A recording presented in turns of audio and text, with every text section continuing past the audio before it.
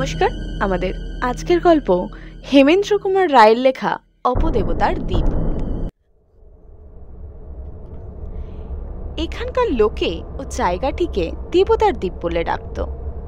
দ্বীপ তো ভারী, লম্বায় বড়জোর সিকিমাইল আর চওড়ায় মোটে 2-3 বিঘা, কিন্তু দেখতে বড় সুন্দর। চারিদিকে আবাস দেবতার পায়ের তলায় সাজানো থাকে নৈবেদ্যের মতো ছোট ছোট পাহাড়, আর তারই মাঝখানে এই গাছপালায় সবুজ লম্বা ছিপছিপে দ্বীপটি নদীর নীল জলে নিজের ছায়া ভাসিয়ে দিয়েছে। বিমল আর কুমার এই অঞ্চলে মাসখানেকের জন্য বেড়াতে এসেছে। প্রায় পাখি শিকারে বেরিয়ে আসা যাওয়ার পথে তারা এই দ্বীপটিকে দেখতে পায়। রোজই সন্ধ্যার সময় দেখে বুনো হাঁস আর চোখাচোখির দল ওই দ্বীপের দিকে দল বেঁধে উড়ে যাচ্ছে। কুমার বলে, বিমল, ওই দ্বীপেই বোধহয় ওদের বাসা। বিমল বলে, আমারও তাই বিশ্বাস, কিন্তু ওখানে যাই কেমন করে?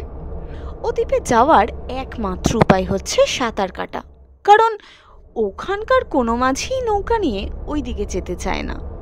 ভাড়ার উপরেও বকশিসের লোভ দেখালে বলে, ওখানে অপদেবতা থাকে, দেবতার কোপে পড়লে বকশিস নেবার সময় পাবো না। তারা জানতে চায় দেবতার কোপ মানে কি? জবাবে শোনে, ও দ্বীপে গিয়ে কেউ কেউ আর ফিরে আসেনি। যারা ফিরে আসেনি তারা কতদিন আগে ও দ্বীপে গিয়েছিল তা ঠিক জানি না, তবে 10 বছর আগে ওখানে কোনো ভয় ছিল না। এইসব শুনে বিমল ও কুমারের কৌতূহল বেড়ে ওঠে। সেদিন সূর্য পশ্চিম আকাশে গিয়ে পড়ল, তবু কোনো ভালো পাখি তাদের হাতের পক্ষীলীলা সংবরণ করতে রাজি হলো না। নদীর ধার দিয়ে বিমল ও কুমার চলেছে। তাদের বাম দিকে সেই দেবতা বা অপদেবতার দ্বীপ। কুমার বললে, এই দ্বীপটাকে রোজ দেখি আর রোজই মুগ্ধ হই। এ এত সুন্দর যে বারবার দেখলেও দেখার স্বাদ মেটে না। বিমল বললে, মানুষের চেহারাও আমরা রোজ দেখি, কিন্তু পুরনো হয় না, কারণ রাগ, শোক, স্নেহ, ভালোবাসা, আনন্দ আর ভক্তি প্রভৃতি ভিন্ন ভিন্ন ভাবের আবেগে মানুষের মূর্তি নতুন নতুন রূপ ধারণ করে। প্রকৃতির ভিতরেও দিন আর রাতে আলো আর ছায়ার রূপ প্রতি মুহূর্তেই বদলে যাচ্ছে। সেই আলো ছায়ারই হেরফেরে প্রকৃতির সব দৃশ্যই নতুন নতুন রূপে দেখা দেয়। সকালে, দুপুরে, বিকেলে, সন্ধ্যায় আর রাতে এক আকাশেই আমরা কত নতুন রূপ দেখি। এই জন্যই যে দেখতে জানে তার কাছে প্রাকৃতিক দৃশ্য কখনোই পুরনো বা একঘেয়ে হয়ে পড়ে না। কুমার বললে, সাঁতরে রক্ষে করো, আমি রাজি নই। বিমল বললে, না না, সাঁতরে কেন, নদীর তীরে এখানে চেয়ে দেখো। কাঠুরেরা মস্ত মোটা একটা গাছ কেটে নদীর ধারে ফেলে রেখে গেছে। বিমল বললে, আমরা দুজনে মিলে গাছটাকে কোনো রকমে ঠেলে ঠুলে জলে বোধহয় ফেলতে পারবো। ও গাছটাও আমাদের দুজনের ভার বোধহয় বইতে পারবে। এখন দরকার শুধু দুখানা লগি। পাশেই বাঁশ বন হয়েছে, এসো আমরা 2 গাছা লম্বা বাঁশ কেটে নিই। নদীর জল বেশি গভীর নয়, বাঁশ দিয়ে অনায়াসেই আমরা গাছ নৌকা চালাতে পারবো। কুমার বললে, কিন্তু মনে আছে ও দ্বীপে গিয়ে কেউ কেউ ফেরেনি? বিমল তাচ্ছিল্য ভরে বললে, ওসব গেও কুসংস্কার তুমিও বিশ্বাস করো নাকি? মিনিট 15-র মধ্যেই বিমল ও কুমার সেই দ্বীপের ওপরে গিয়ে উঠল। সারা দ্বীপটা প্রদক্ষিণ করে তারা বুঝল এই জায়গাটা হচ্ছে শিকারীর স্বর্গ। যে কারণেই হোক, এখানে মানুষ আসে না বলে কত রকম পাখি যেখানে বাস বা বিচরণ করছে তার আর সংখ্যা হয় না। তারা অকারণে দুচোখা গুলি চালালো না, বেছে বেছে গুটি চারেক বড় পাখি মেরে বন্দুক ছোড়া বন্ধ করল। কিন্তু কেন এই দ্বীপকে লোকে ভয় করে সেটা কিছুই বোঝা গেল না। এমন পাখি ডাকা, ছায়া মাখা, ফুল ফোটা, শান্তিময় দ্বীপ, কোথাও কোনো চতুষ্পদ জন্তুর পদচিহ্ন পর্যন্ত নেই। এর নামে এমন ভয়াবহ কুসংস্কারের জন্ম হলো কেন? হঠাৎ একটা ঝোপের ভিতর থেকে বিমল একটা মাংসহীন মরার মাথা আবিষ্কার করলে। খানিক পরে কুমারের পায়ে ঠোকর খেয়ে আর একটা সেই রকম মরার মাথা মাটির উপর দিয়ে গড়িয়ে গেল। কুমার বললে, এই দ্বীপ থেকে কেউ কেউ নাকি ফেরেনি। এই মরার মাথা দুটো বোধ হয় তাদেরই শেষ চিহ্ন। বিমল বললে, খুব সম্ভবত তাই। দ্বীপের আরেক জায়গায় দেখা গেল বালির উপরে রয়েছে অনেকগুলো মানুষের পায়ের দাগ। কে যেন নদীর দিকে চলে গেছে। কুমার সবিস্ময়ে বললে, এই যে টাটকা দাগ, অথচ এ দ্বীপে কোথাও আমরা মানুষের দেখা পেলাম না। বিমল এক মনে দাগগুলো পরীক্ষা করতে লাগলো। খানিকক্ষণ পরে বলল, পদচিহ্নের গভীরতা আর প্রত্যেক চিহ্ন থেকে প্রত্যেকের দূরত্ব দেখে কিছু কিছু আন্দাজ করতে পারা যায়।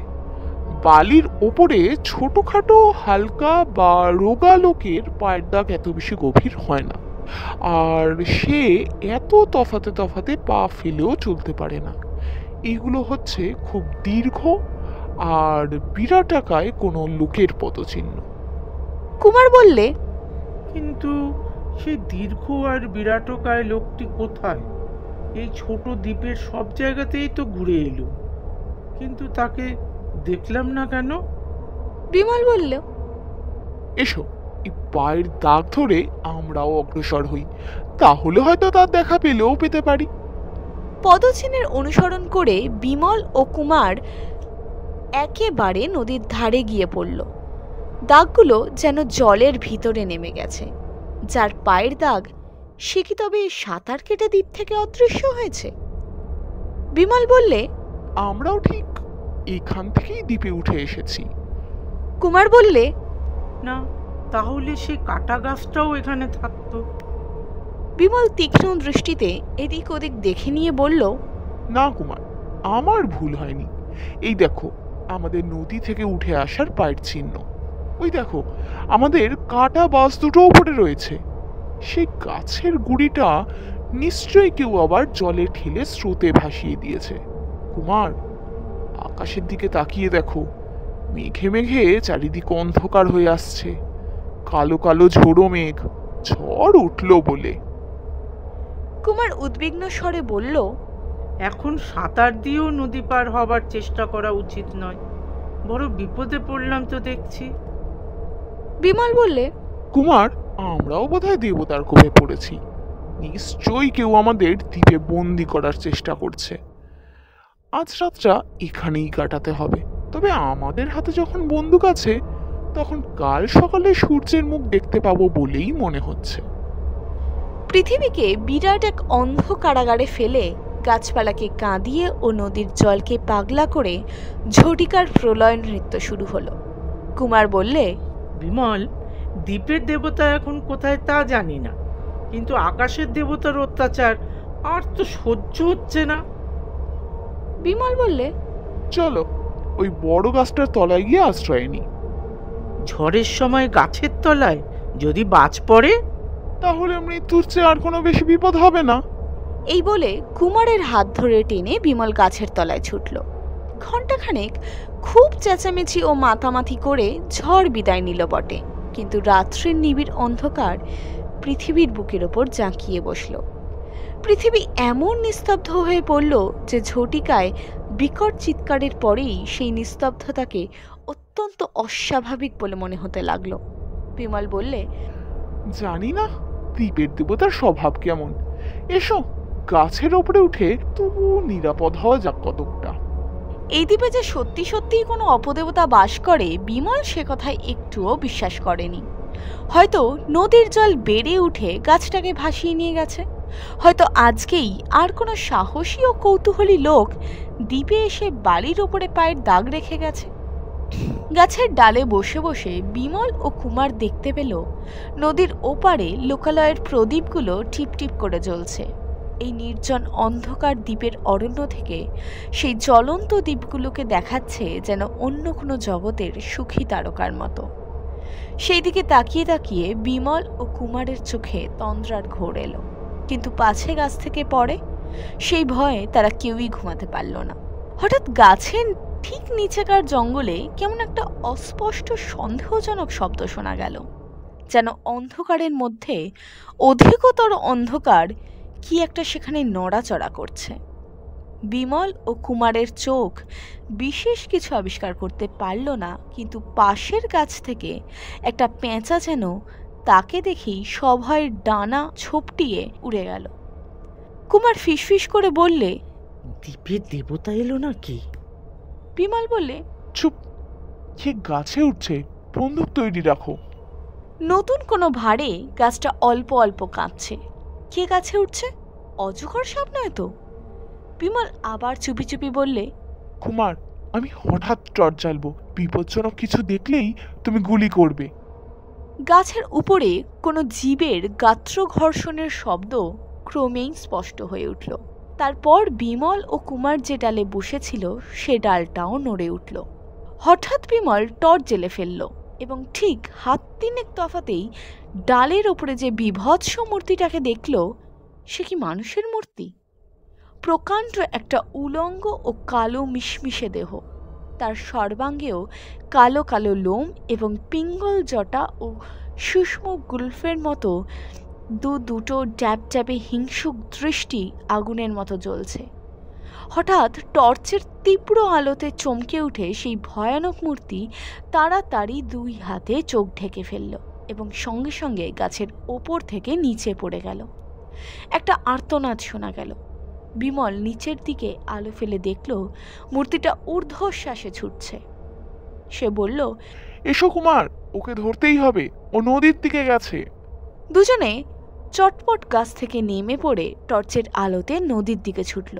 কিন্তু নদীর ধারে এসে দেখল জলে সাঁতার কেটে কে যেন ওপারের দিকে যাচ্ছে। কুমার বন্দুক তুলল। বিমল বাধা দিয়ে বলল, না কুমার, নরহত্যা করো না, নিশ্চয়ই আমরা কোনো পাগলের পাল্লায় পড়েছিলাম। নদীর জল থেকে রাত্রের স্তব্ধ আকাশ বিদীর্ণ করে একটা সুদীর্ঘ অট্টহাস্য জেগে উঠল। বিমল বলল, দ্বীপের পাগল দেবতা হাসছে। আজকের আহার নিদ্রা থেকে বঞ্চিত হলো বলে তোমার যদি খুব বেশি রাগ হয়ে থাকে, তবে কাল ওই হতচ্ছাড়া দেবতাকে এখান থেকে অনায়াসেই আমরা বিদায় করতে পারি। এই ছিল আমাদের আজকের গল্প। যদি আজকের গল্পটি আপনাদের ভালো লাগে তাহলে অবশ্যই ভিডিওটাকে লাইক করুন এবং চ্যানেলটাকে সাবস্ক্রাইব করুন।